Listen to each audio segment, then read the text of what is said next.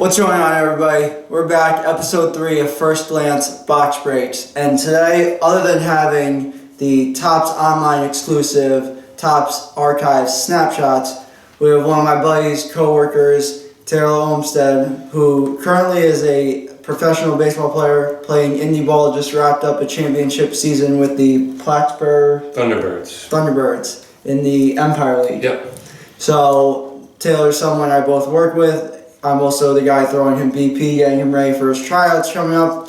So I thought I'd bring him on, get him into opening up some cards and see what he knows about some of these players. Because it'd be more fun than just listening to me ramble on about how everybody's an impactful player on some of their teams. I like your rambling. Oh, thanks. I appreciate it. See, this is already helpful. Now I'm not just talking to you guys, I actually have someone to talk to. So, the Topps Archive Snapshots, which is the online exclusive version, comes with a guaranteed autograph, comes with a guaranteed parallel, and I believe it's 9 other cards to wrap up this little set, but let's get into it. So it's one just packed in wrapping and see what we get. I'm nervous. Are you? Yeah. Are you hoping that we get a Met? I mean, that would be nice. I'm a Mets fan. Big Mets fan. Well, the first card is Ichiro Suzuki. That way the camera can see. I gotta reach over this big old table. 2 names. Ichiro Suzuki. It really just says Ichiro. I know we went over this at the house. We had a debate earlier at a different Yeah, time. this was earlier, different time. I don't really refer to him as Ichiro Suzuki. I just did, obviously, so I fucked myself over. But it just says Ichiro on the card. You can comment down below if it's Ichiro or Ichiro Suzuki. And which one you've seen?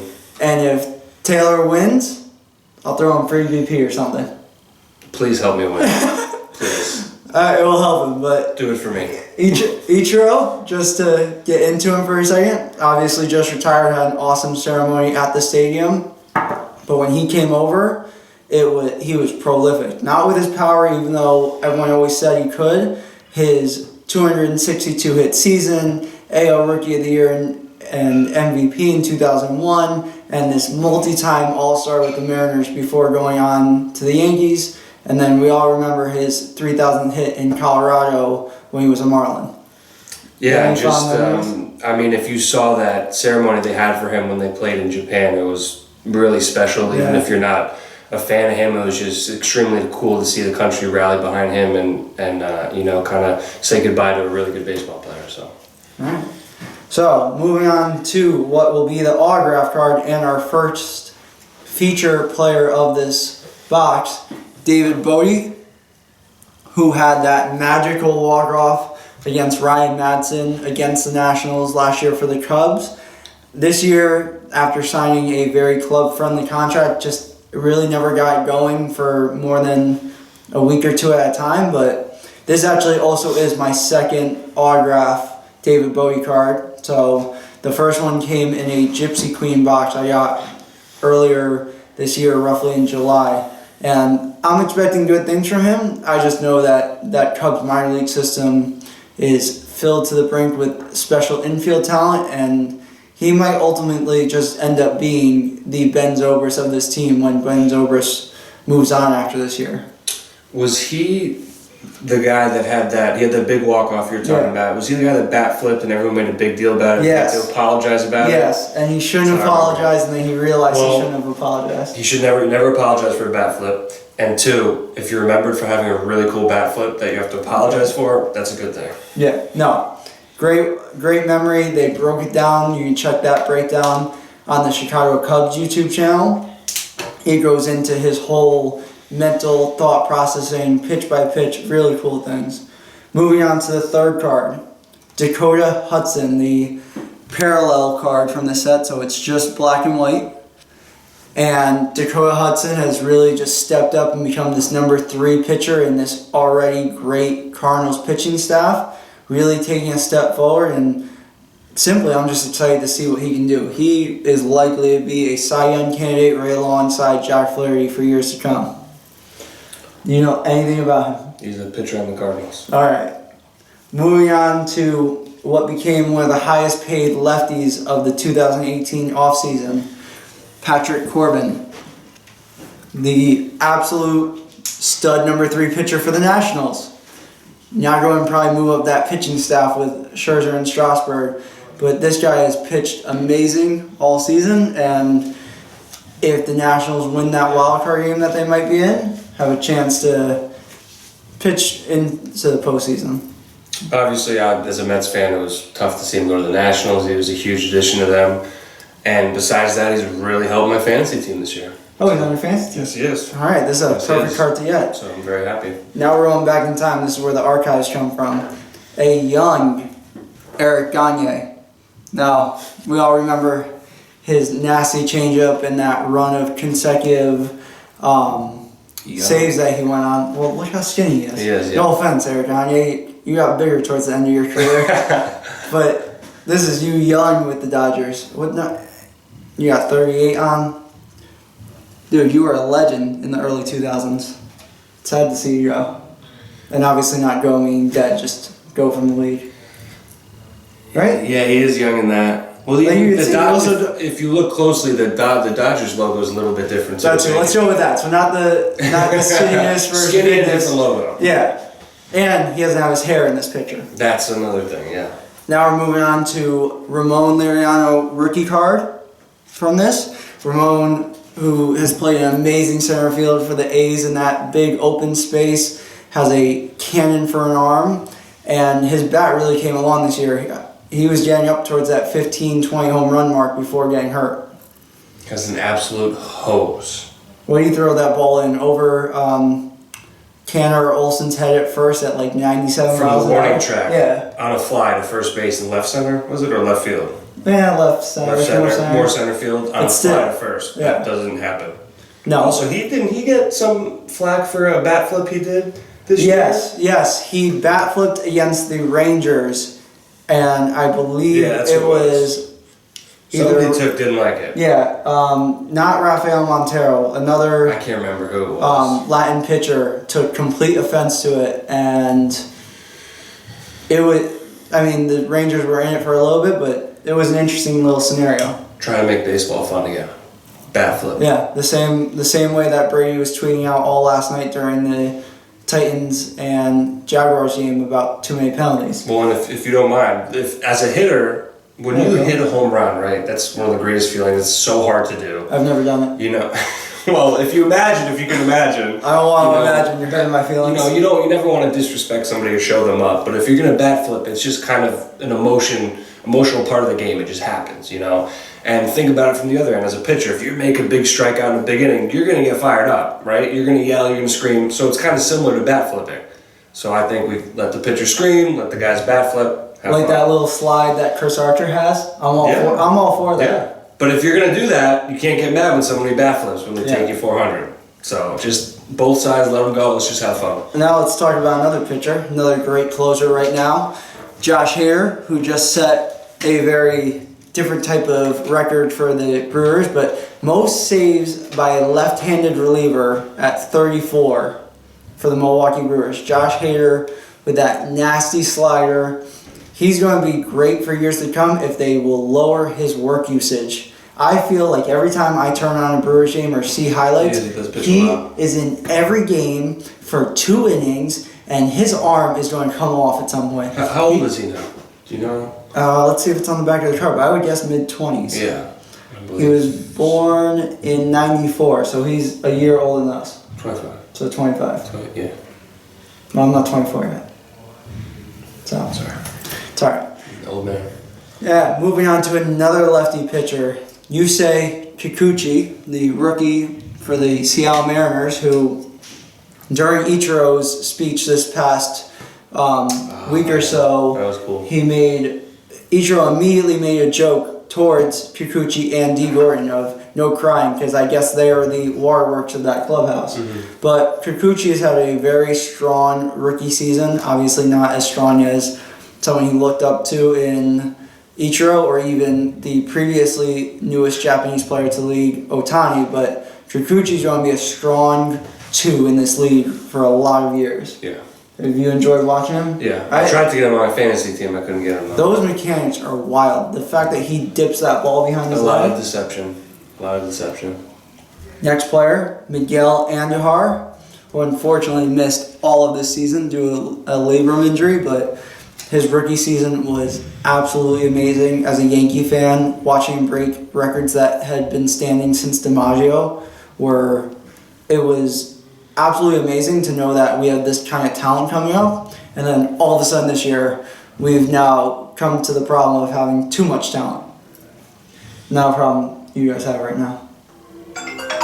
Dude, we're filming. Sorry. Unfortunately, the Yankees are good, and the Mets are not. That's all I have to say about I that. really hope, for your sake, that's a call about you getting another tryout. I hope so too, but most likely somebody gonna try to sell me some like insurance or something. I have a story for him off camera, but I'm gonna just say that my family got scammed yesterday, and we're not too happy about it. It happens to the best of us. Yeah, but it wasn't the best of us. Next card, Josh James. Now, I don't know. Do you know who he is? I know who he is. Do you know who he is? He's on the Astros. Very good. You can read the card. It's on the Astros. All right. So Josh James is a young right-handed pitcher for the Astros. Hard thrower, is coming out mostly of their pen, but depending on how that rotation shapes out next year, if Garrett Cole leaves or not, could find his way into the back of that rotation. You'll have Verlander, you'll have Greinke. If they don't get Cole, if Yagro get Miley after this great season, then you're looking at Josh James. Hopefully Corbin Martin was moved in the Greinke deal, so scratch that. Josh James will have a spot. Josh James, JJ. Oh, very good. I still don't know who it is. Okay. Let's see if you know who this guy is. Stephen Tarpley. Left-handed reliever Steve. Very good. Big fan of Steve's. Opener for the New York Yankees. Has had a great rookie season. Will likely be a big piece of that early ammunition the Yankees use out of the pen next year. You like the word ammunition? That's a good word. Yeah. Yeah, I think that's the best word I've used. Now that this is the third episode, I think my vocabulary is starting to get more comfortable. We have to. So, Stephen Tarpley, opening games next year. First couple of people coming out of the pen. Love him because he's a Yankee. Goes anywhere else, not going to love him as much. And the final card of the set, you gotta look closely because this was the scene after Miguel Cabrera was taken out of the game. Who? Miguel Cabrera. I'm kidding. I know you're kidding. Sorry guys, I know who Miguel Cabrera is. I don't think he does. So this was the scene after Miguel Cabrera got taken out of the game in Kansas City when he won the Triple Crown. And the entire Kansas City field of players and fans, that's the word I was looking for, I'm an idiot sometimes, Gotcha. gave him an entire ovation. The Royals were in the playoffs, the Tigers, I don't believe, made it that year. If this was 2013. But either way, that season, I still hold true that Trout should have been the MVP. Just because he collected stats, and it's an amazing feat and hadn't been done in years. I love Miguel Cabrera. He's going to be our final feature player from this set. But So I have two things off of that. One is, that was 2013, the year he won the Triple Crown. So people are kind of quick to forget how really good he was. I'm not saying... But I'm saying, people kind of forget for that 4-year stretch, he could have done that a couple times. Yeah. He was... I'm nothing taking away from Miguel Cabrera. But I'm saying not you, but people in general just forget how, because his last couple of years he's been hurt. He hasn't been up to his standards. The fact that he has 10, maybe 11 home runs this year right now, and people forget how dominant and scary he was in the box 3 or 4 years ago. Let's go all the way back. Miguel Cabrera against the Orioles when he was a Marlin, they were trying to intentionally walk him, and he singled into right for an RBI on an intentional walk pitch. He was. If I could say, he was like when Mike Trout now, this year especially, how scary he was in the box, Miguel was even more than that when he had those couple of years. I would say scarier than Trout in the box. You might get some flack from not now, obviously not now. Who are Trout lovers of this year. That's okay. I'm not saying Trout had a better year this year, and he's more scary in the box now. But during that 3-year span, I think he was one of the scariest people in the league in the box. Let's finish this part on this. You think Cabrera comes back better next year and hits 20 at least? Healthier? How old is he now? He'll be in his... Almost 40? No, I think 36, Mid-30s? 37 year. I mean, I hope so. I really hope so. How many home runs did you say? 20? 20, just 20. Which doesn't seem like that much anymore I because think everyone's if he gets 20, he gets no more. I think he's kind of, the juice is kind of run out. His body's not helping him out, which is not his fault. He needs to go to a stadium like Toronto. Oh. Smaller. On the other hand, don't mean to cut you off. Trout, where you said he could have won the MVP that year. Trout should, somebody compared him the other day to like the LeBron, I don't know, it might have been you. I don't think the LeBron of basketball. He should win the MVP every year. He could win the MVP every year, but you can't always give it to the same person every year. I mean, you can. You can. That was a rule way back when the MVP was first brought about as an award that a player could not win the MVP twice. I don't know if you knew that. I did not. So there's a lot to come of this. There's going to be arguments for years to come. There's arguments of years to come about past winners.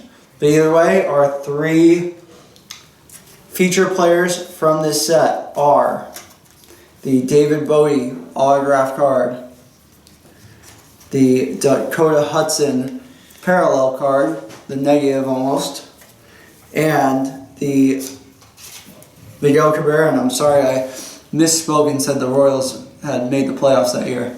They were just starting to come out of their funk, and Miguel Cabrera came off the field late in that game. So, thank you for watching. I appreciate Taylor being on. After today, it seems like this is going to be a fun little thing to have him on more, and we're going to start having more people come on, interact like this, and bring their knowledge and bring their opinions on. Keep talking about the baseball players and the cards, and stay tuned for the highlights and deep dive into those three players. Make sure to subscribe, leave a comment down below, share it, hit the notification bell, all the stuff YouTubers say. So, thanks again. Taylor, thank you for being here. Thank you for having me. Look forward to having him back and more.